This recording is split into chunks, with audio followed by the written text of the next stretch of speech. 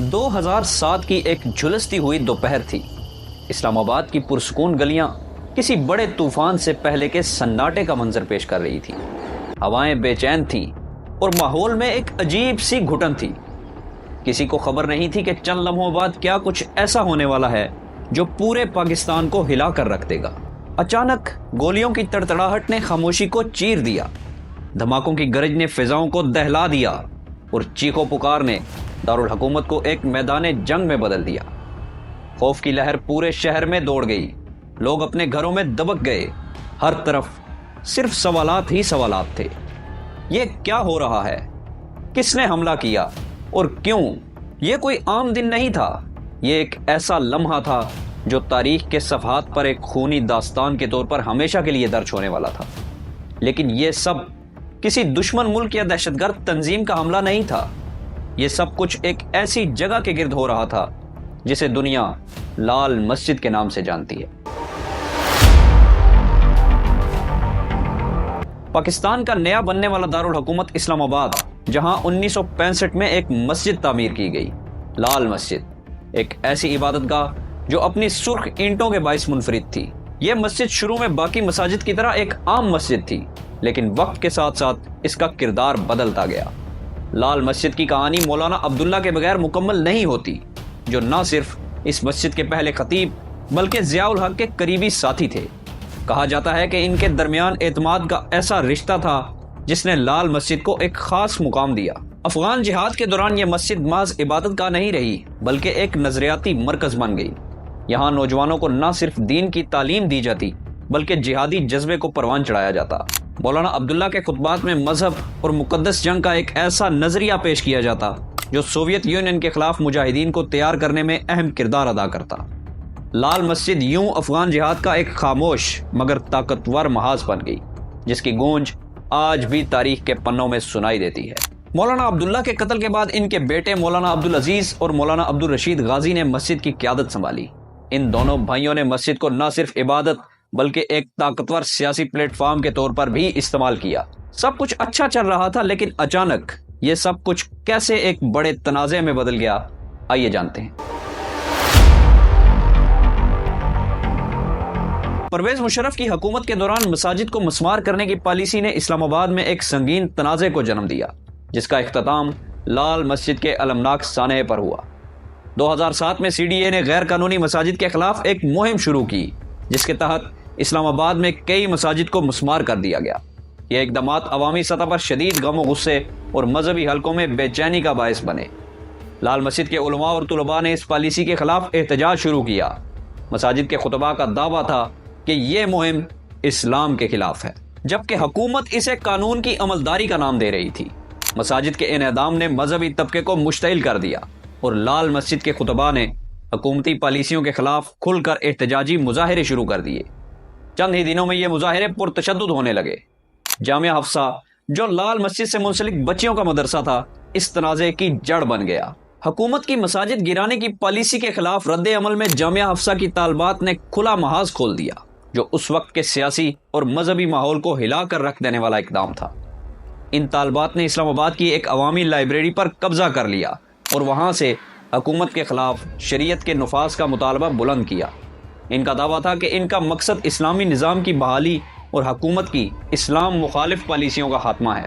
یہ لائبریری پر قبضہ محض آغاز تھا۔ جیسے جیسے تنازع شدت اختیار کرتا گیا، جامعہ حفصہ کی طالبات اور لال مسجد کے طلباء نے بھی اسلام آباد میں مختلف جگہوں پر اپنی کارروائیاں شروع کر دی۔ ویڈیو شاپس، بیوٹی پارلرز اور دیگر عوامی مقامات کو نشانہ بنایا جانے لگا، جہاں ان کے مطابق غیر اسلامی سرگرمیاں ہو رہی تھیں۔ ان کارروائیوں کو مذہب کے نام پر جواز فراہم کیا گیا، لیکن اس نے عوام میں خوف و ہراس پھیلا دیا۔ مدرسے کے طلباء و طالبات یہ مانتے تھے کہ وہ اسلامی اقدار کے محافظ ہیں، لیکن ان کے اقدامات نے اسلام آباد کے شہریوں اور حکومتی حلقوں میں بے چینی پیدا کر دی تھی۔ اب لال مسجد کا تنازع ایک دھماکہ خیز صورت اختیار کر چکا تھا۔ عبدالرشید غازی اور ان کے حامیوں کے جارحانہ اقدامات، جن میں پولیس اہلکاروں کو یرغمال بنانا اور عوامی املاک پر قبضے شامل تھے، ایک کھلی بغاوت کا منظر پیش کر رہے تھے۔ لیکن حالات صرف لال مسجد کی جانب سے بگڑتے نظر نہیں آ رہے تھے۔ مشرف کی جانب سے بھی عجیب و غریب فیصلے سامنے آنے لگے تھے۔ ایک جانب مذاکرات جاری تھے، عبدالرشید غازی حکومت کے نمائندوں سے گفتگو کے دوران نرمی دکھا رہے تھے۔ خبریں تھیں کہ معاملات کسی نہ کسی سمجھوتے کی طرف بڑھ رہے ہیں۔ بعض حلقے تو یہاں تک کہہ رہے تھے کہ جلد ہی مسجد خالی کروا لی جائے گی اور خون خرابے سے بچا جا سکے گا۔ مشرف کے قریبی ساتھیوں چودھری شجاعت، اعجاز الحق اور شیخ رشید نے مولانا عبدالرشید غازی کو مسجد خالی کرنے پر قائل کر لیا تھا، لیکن پھر اچانک مذاکرات کی میز پر موجود سکون کے بیچ ایک طوفانی فیصلہ کر دیا گیا۔ مشرف حکومت نے اپنی طاقت دکھانے کا ارادہ کر لیا۔ یہ فیصلہ اتنا اچانک اور غیر متوقع تھا کہ مذاکرات کرنے والے خود حیران رہ گئے۔ ان سوالات نے زور پکڑا کہ جب حالات سنبھل رہے تھے تو یہ حکم کیوں جاری ہوا؟ کیا یہ واقعی ضروری تھا یا کسی اور مقصد کے تحت کیا گیا؟ لال مسجد کے باہر سیکیورٹی فورسز کی تعداد میں اضافہ ہونے لگا۔ ٹی وی چینلز پر لائیو مناظر نے پورے ملک کو اپنی سانسیں روکنے پر مجبور کر دیا۔ حکومتی اہلکار عوام کو یقین دلا رہے تھے کہ یہ صرف حفاظتی اقدامات ہیں، لیکن بندوقوں کی چمک اور بختر بند گاڑیوں کی گونج کچھ اور ہی کہانی سناتی تھی۔ اس ڈرامائی صورتحال میں مشرف حکومت کا رویہ کئی سوالات کھڑے کر رہا تھا۔ کیا یہ سب واقعی دہشت گردی کے خاتمے کے لیے تھا یا مشرف اپنی طاقت اور اختیار کا مظاہرہ کرنا چاہتے تھے؟ اور سب سے اہم سوال، اگر معاملات بات چیت سے حل ہو رہے تھے تو خون ریز راستہ کیوں اپنایا گیا؟ لال مسجد کے اندر اور باہر دونوں طرف بے چینی عروج پر تھی۔ اور پھر 3 جولائی کا وہ دن آیا جس دن سیکیورٹی فورسز نے پوری طاقت کے ساتھ لال مسجد میں آپریشن شروع کر دیا۔ گولیوں کی گونج، بارود کی بو اور دھماکوں کی شدت نے پورے اسلام آباد کو ہلا کر رکھ دیا۔ اندر سے مزاحمت کاروں کی آوازیں بلند ہو رہی تھیں۔ مولانا عبدالرشید غازی اپنے ساتھیوں کے ساتھ ہتھیاروں کے انبار میں ڈٹے ہوئے تھے۔ مسجد کے در و دیوار گولیوں سے چھلنی ہو رہے تھے اور باہر سیکیورٹی فورسز اپنی جان ہتھیلی پر رکھ کر ایک غیر متوقع دشمن کا سامنا کر رہی تھیں۔ کئی دنوں تک جاری رہنے والے اس محاصرے میں دھماکوں اور فائرنگ کا سلسلہ تھمنے کا نام نہیں لے رہا تھا۔ مولانا غازی نے بارہا ہتھیار ڈالنے سے انکار کیا اور ہر گزرتے لمحے کے ساتھ یہ تصادم مزید خون ریز ہوتا چلا گیا۔ سیکیورٹی فورسز نے بے مثال بہادری کا مظاہرہ کیا، لیکن اس آپریشن کی قیمت انہیں اپنے 11 ساتھیوں کی جانوں کی صورت میں چکانی پڑی۔ اندر موجود افراد کی تعداد کا اندازہ لگانا مشکل تھا، لیکن جب دھواں چھٹا تو معلوم ہوا کہ 100 سے زائد لوگ جان سے ہاتھ دھو بیٹھے، جن میں ہتھیار بند شدت پسندوں کے ساتھ بے گناہ افراد بھی شامل تھے۔ اب ان بے گناہ افراد کو اندر موجود مسلح لوگوں نے یرغمال بنا رکھا تھا یا وہ اپنی مرضی سے وہاں پر موجود تھے، اس بارے میں آج تک پتہ نہ چل سکا۔ آخرکار مولانا عبدالرشید غازی کی موت نے اس طویل اور خونی باب کو بند کیا۔ 11 جولائی کو آپریشن سائلنس اپنے اختتام کو پہنچ گیا۔ اس آپریشن کے بعد پاکستان ایک نئی اور خونی حقیقت کا سامنا کرنے پر مجبور ہو گیا۔ لال مسجد سے اٹھنے والا دھواں پورے ملک میں دہشت گردی کی لہر کی صورت میں پھیل گیا۔ بم دھماکے، خودکش حملے اور معصوم عوام کی لاشیں، یہ سب روزمرہ کا حصہ بن گئے۔ کراچی سے خیبر تک دہشت گردی نے اپنے پنجے گاڑ لیے اور پاکستانی عوام کا خون گلیوں اور بازاروں میں بہنے لگا۔ صرف چند برسوں میں ہزاروں معصوم شہری بم دھماکوں کا نشانہ بن گئے۔ ہر نیوز بلیٹن میں کسی نئی قیامت کی خبر آتی۔ پرویز مشرف جو اس آپریشن کے معمار تھے، شدید تنقید کی زد میں آ گئے۔ ان پر الزام لگا کہ طاقت کے بے دریغ استعمال نے مسئلے کو حل کرنے کی بجائے مزید بگاڑ دیا۔